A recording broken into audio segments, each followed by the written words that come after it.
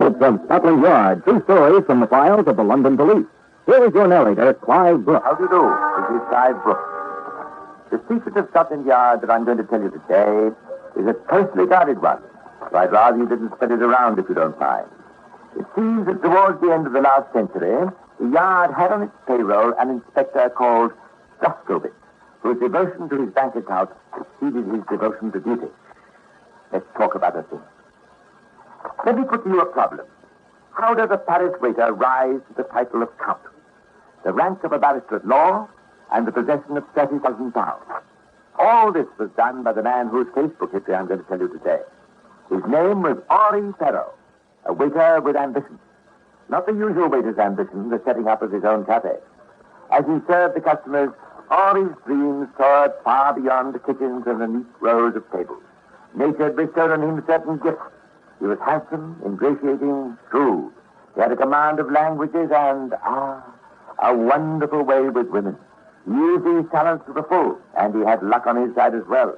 For instance, he was questioned by Inspector Blaskowitz. Oh, I'm sorry, I shouldn't be talking about him. To achieve his ambitions, Henri used two methods, both requiring considerable courage.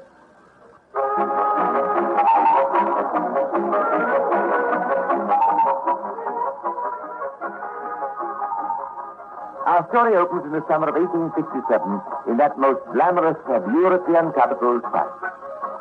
At a corner table in one of the boulevard cafes, there sits an Englishman with a purpose. His name is William Cotton, and his purpose. We are just about to discover. Oh, garçon! Garçon! Come in, monsieur! At your service, sir. Garçon, est-ce que vous pouvez... monsieur would prefer to speak his native tongue? Oh, you speak English, eh? Yes. Well, then perhaps you're the chap I'm looking for. Name of Henry, by any chance? That is right, sir. Henri Perot, at your service. Good. I've been told you're the chap who can help me. Not without recompense, of course. You'll not find me stingy, you know. I'm here in Paris for a week. It's my first visit. Yes. You wish to be shown the sights in Paris? Now, Henry, I've been told that you know Paris backwards, and, that's how I want to see it. But I think that's quite, too subtle for you, I expect. No, what I mean to say, none of this Eiffel Tower museum stuff for me. I want to see the places one hears about, the corners of the city hidden from the general run of the tourists. I think I understand, monsieur. You wish to see why we call Paris the city of pleasure, eh? Every kind of pleasure, eh, monsieur? The pleasure-seeking Mr. Cotton was well satisfied with his guide, who seemed to have an inexhaustible knowledge of the shadier parts of the capital. For his part, Henri was delighted with his employer, whom he found to be a wealthy bachelor with no inhibitions about sitting. Imagine his further delight when, after a few days, the globe-trotting Englishman offered him a more permanent and rewarding form of employment, that of traveling companion and courier. Henri accepted with alacrity, and within a few days, the couple arrived at their first port of call, Constantinople. It's quite up to date, Henry. I expected the place to be centuries out of date, but it isn't. No, indeed, monsieur, very pleasant. I hope you found my services to your satisfaction, monsieur, on this voyage. Oh, absolutely. I see no reason why the arrangement shouldn't work out perfectly. Now, where are my gloves? You are going out, monsieur, right away? Well, no point in wasting time, Henry. And you're coming with me. I hope to nose out the spots of interest. Very well, monsieur. We are staying for some time here in Constantinople. Well, more than a night, anyway. I think I'd better carry all my money with me. You never know with these foreigners. Very wise, monsieur, very wise. One should not leave anything valuable in strange hotels. Very wise to keep it with you at all times.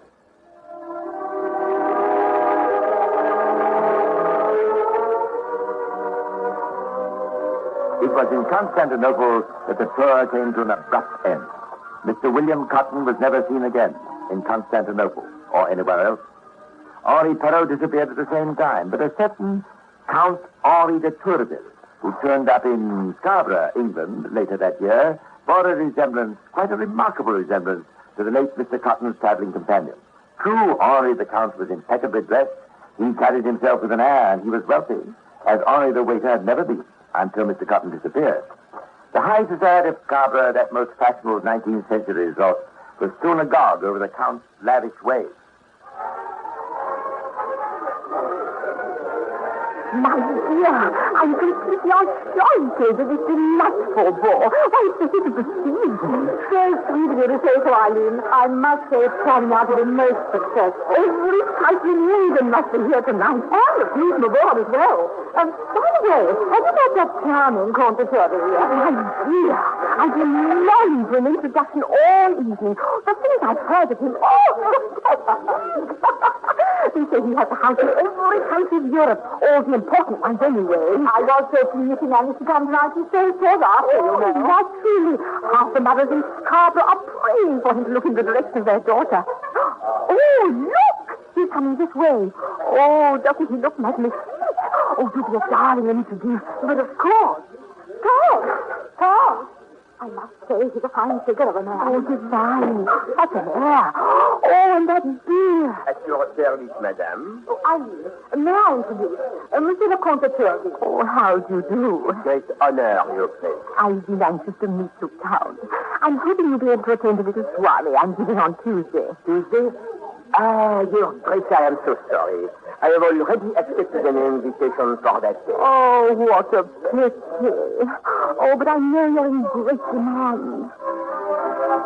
Everyone has been most kind. And now, if you excuse me, I hear men play the waltz, and I am engaged for this. Not that personally, Henrietta Brigham, Count. It is rather I am to dance, madame. Excuse me.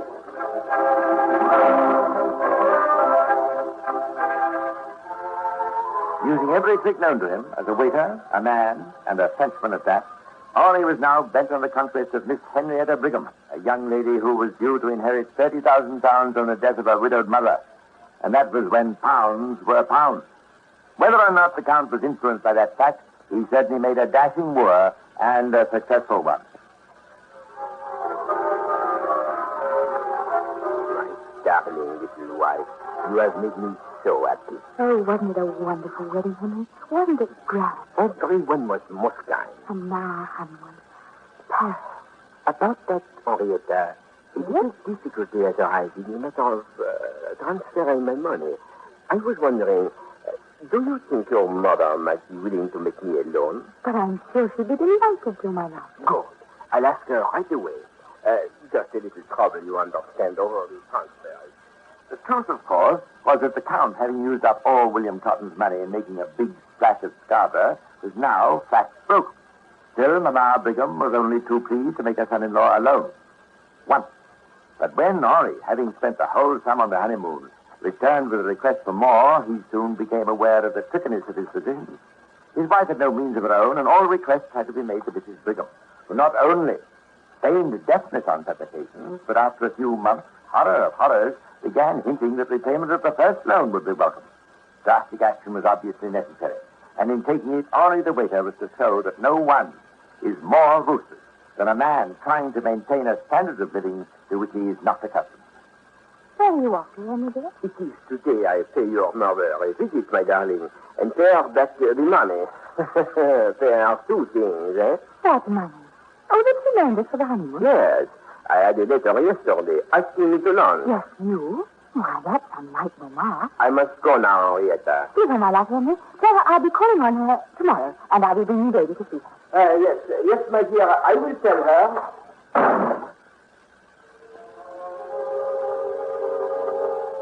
But, Monsieur le Comte, it is most extraordinary. Mrs. Brigham's health has been excellent. Absolutely remarkable. But you understand, doctor. Mrs. Brigham, she said to me in her letter, bring me pistol, I have a fear of burglars.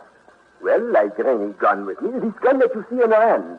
She handled it, examined it, and suddenly it go off. And when I kneel by her side, the Lord, she is dead. A terrible accident, doctor, a terrible accident.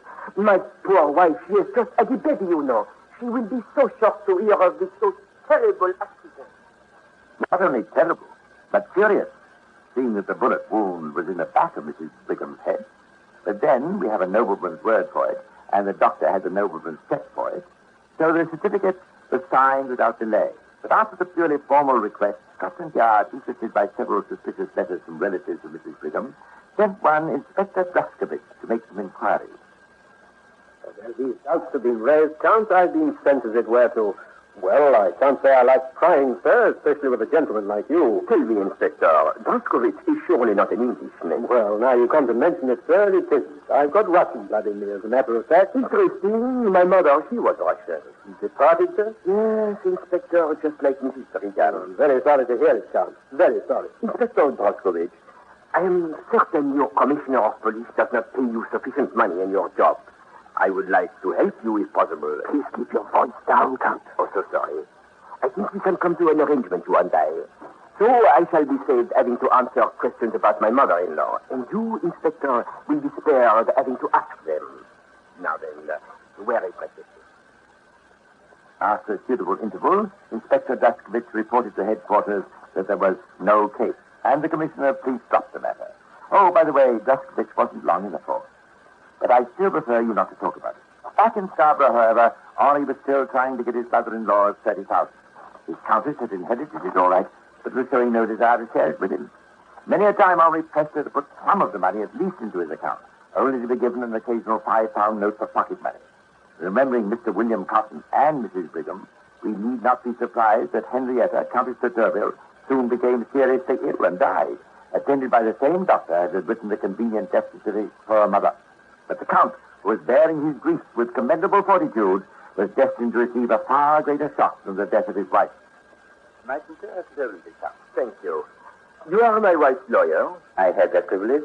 I cannot tell you, Count. Two such losses in such a short space of time. You have my duty. You have the will that my wife left? I have indeed. Still, how goes the phrase? In the midst of life? Are there papers for me to sign before the money comes to me? To your son, you mean, little Charles, sweet child. To my son? What is this? Your wife left the bulk of her fortune to your child, although you have a fairly large legacy. And, of course, the money would come to you in the event of your son's death. I think Count, where you ought to. I said the wrong thing. I say, Count, these papers. Well, yes. The Parisian waiter was by no means content with the legacy. He meant to have the whole 30,000. 2 lives that had stood in his way had been snuffed out. Would there soon be another death in the Tourville family?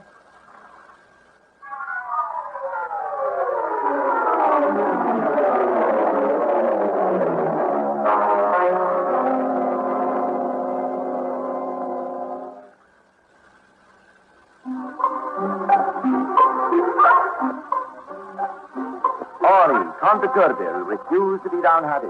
He bore without a murmur the deaths of his mother-in-law and his wife. And when he realized that these deaths had risen upon and not to himself, Henri never gave way to despair. If at first you don't succeed, try again. So Henri tried his hand at arson.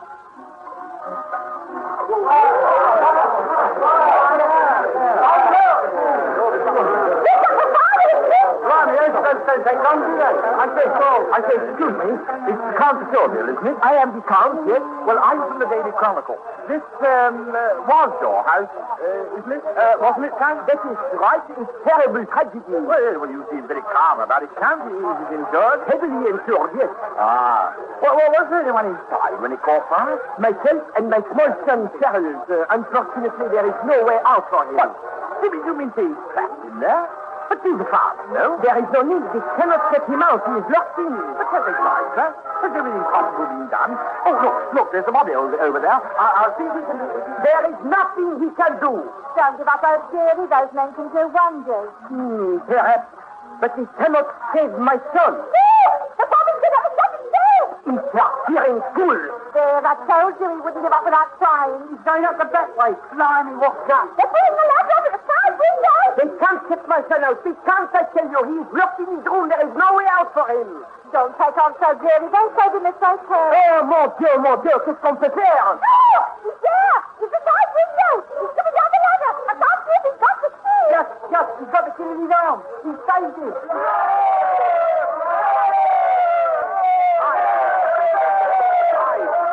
What a story from my paper. Copper Sing outside. Wonderful things, Bobby said. You think so, Count? Imbécile, espèce de crétin! Idiot!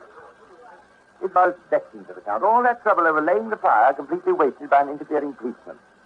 The handsome ex-waiter was to be foiled again. The insurance company, instead of politely handing over the money, started asking questions. Awkward questions. Devilish awkward. Count Henri de Tourville found himself sunk for plausible answers. The company then had the gall to say that if he wanted to get any cash out of them, he better bring an action. Now, that was the last thing that Henri wanted.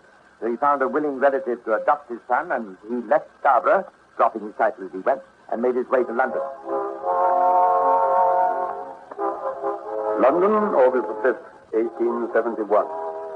The Home Office has granted the request of Monsieur Henri de Tourville for British citizenship.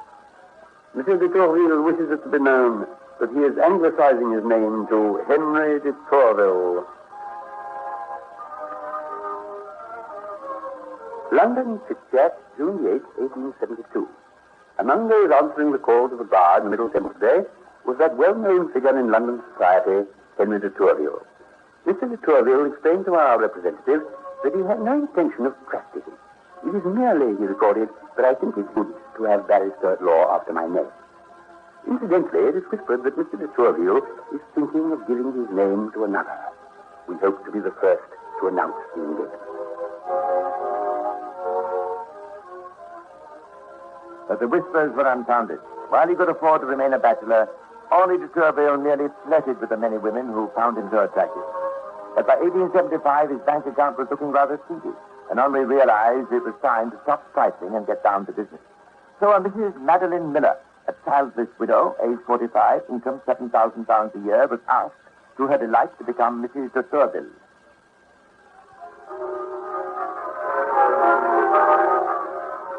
Really, Madeleine, must we always have this Sarah, your maid, with us, even on our honeymoon? You've been with me so long, Henry. I feel so lost without her. But, my dear, a man, when he marries, wishes to be alone with his wife. I never feel, how do you say, at home when she is always at our side. Darling, here comes the proprietor. Madame de Tourville, and Mr. Also, good evening. Good evening. Good evening. You are enjoying yourself here, sir? This beautiful country. Just right for the honeymoon, no? Yes, indeed, yes. You have, of course, visited Ferdinand Hurst? I have a long time ago. I'm taking my wife tomorrow. Yes, tomorrow. It will be a fine day for you. I do so want to see the Prestige. I hear it's so exciting, and the view. Oh, you shall be thrilled by the Ferdinand Hurst, madam. I'm looking forward to it enormously. Honeymoon couples like it always. It is very quiet up there on the cliffs. People can be alone, yes? Yes, I have been there once, I told you. Of course. Now, if you would be so kind, excuse I make arrangements for the picnic luncheon for you to take these two in the carriage. And I must go and find Sarah and tell her about tomorrow. Oh, Madeleine, I must tell you that the carriage tomorrow will only be big enough for you and me. Nonsense, Henry. Surely you can get a bigger one. Sarah would so like the excursion. But why, my darling, it will be so much nicer, just you and me alone. You and I, no one else, Madeleine. You are all I want. Just you and me, Madeleine. Dear love, when you say it like that, what can I answer but yes? The next morning, Henri and Madeline set off to view the famous beauty spot. As they approached the pass, de Tourville stopped the carriage and informed the coachman that he and his wife would finish the journey on foot. Nothing strange about that. It was a lovely day, and after giving them instructions, the coachman left and drove back alone. The morning passed to the afternoon, and as the evening changed to night, the proprietor of the hotel and his wife became more and more anxious. Oh, the English, my lord, knows that we have supper at 8. Now, it is already after 9. They should have been here long ago. A first party should be sent to look for them. We give them another 5 minutes, and then... You must come quickly. My wife, my Madeleine, terrible accident. She was walking too near the edge. I told her not to go so near, but she would not listen, and then, it is too terrible. We must go quickly. I know exactly where it was that she fell.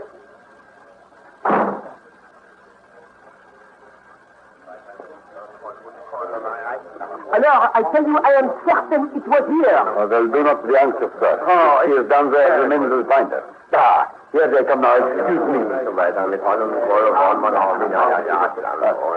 Excuse me, Mr. de Tourville. The men have found the body of your wife. Dead?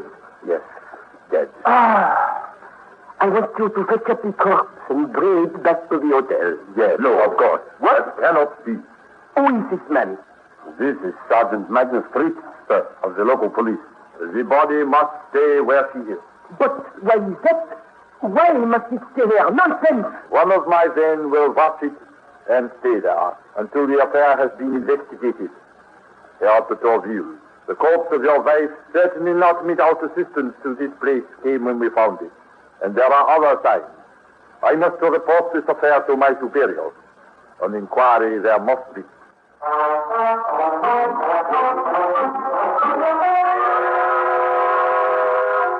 Finding of this court of inquiry is that the deceased lady died through an accident, and no responsibility whatever for it attached to this worthy gentleman, a visitor to our country from England, who has this court's deep sympathy in his sad bereavement.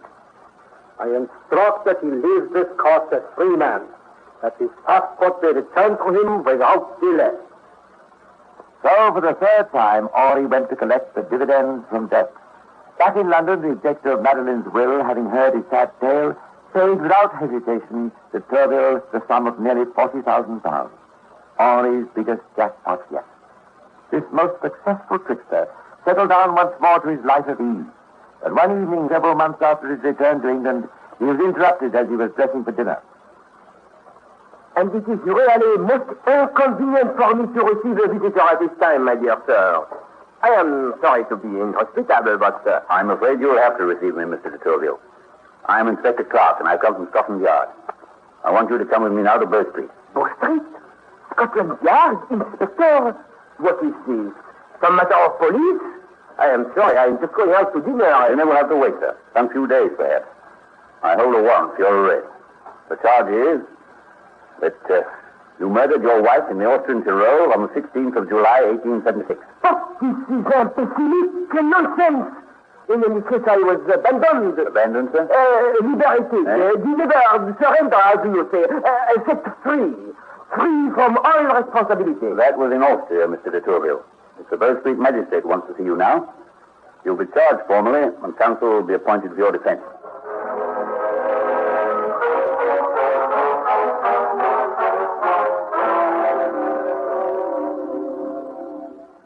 How do you do, Mr. de Tourville? My name is Williams, Montague Williams, QC, at your service. I'm to defend you. But I have already been defended. In Austria, I am free. Oh, don't you know, then? The case is reopened. Some of your late wife's... my condolences, by the way, sir. Your wife's relative sent a detective over to Austria recently. This detective looked into the facts of your wife's death and seems to think that she may have been pushed. So the Austrian government wants you back to try you again. But I am an Englishman. Yes, sir. And that is the reason why they are to try you to see whether there is any prima facie case against you, enough to justify extradition. And if I am sent to Austria and they try me again, and they find me guilty, how will the Austrians punish me? They'll hang you, sir. They'll hang you. Montague Williams, QC, perhaps because he wasn't a woman, was not completely covered by Henri. In fact, during the London trial, he wrote a description of his client in a letter to a friend. The accused's hair, moustache, and other hirsute appendages are of a glossy blackness that is suggestive of a meretricious application. His manner in court is jaunty, and he waves his winged hands to his friends in a fashion which I considered unbecoming. His shirt front literally twists envy. I feel instinctively that there is something of a cad about him. In spite of this, I naturally should defend him to the best of my ability, but his evidence is false. KOGO, San Diego. The prisoner was limping. His clothes were torn, his face and arms were bruised. But he said he had immediately come to the hotel after the accident. This woman was lying on the ground at the top of the precipice, not near the body. She had not been stopped by the rocks while falling, very straight. In the dirt near the corpse, marks were found showing that it had along the ground been dragged after falling. And in view of all these circumstances, I find there is a prima facie case against the prisoner. In accordance, therefore, with the treaty of extradition with Austria, he must hereupon be surrendered to the Austrian authorities. Scotland Yard sent Inspector Clark to Henri's last trial in Vienna. He took with him the skull of Mrs. Brigham and the evidence gathered by the insurance company concerning the fire in Scarborough. Hundreds of depositions were read, dozens of witnesses heard. Henri himself made a speech, at the end of which the judge told him he talked too much. Finally, Henri Perot, alias Henri de Tourville, was sentenced to death. But Lady Luck gave him a last gift, and the sentence was commuted to life imprisonment.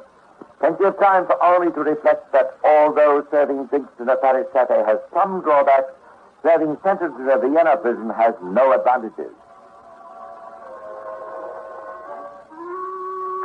And by the way, do keep quiet about Inspector Druskowitz. That's one of the secrets Scotland Yard really likes to keep. Well, that's all for now. I'll be back again soon to tell you some more of the secrets of Scotland Yard. Meanwhile, this is Cy Brooks saying goodbye and pleasant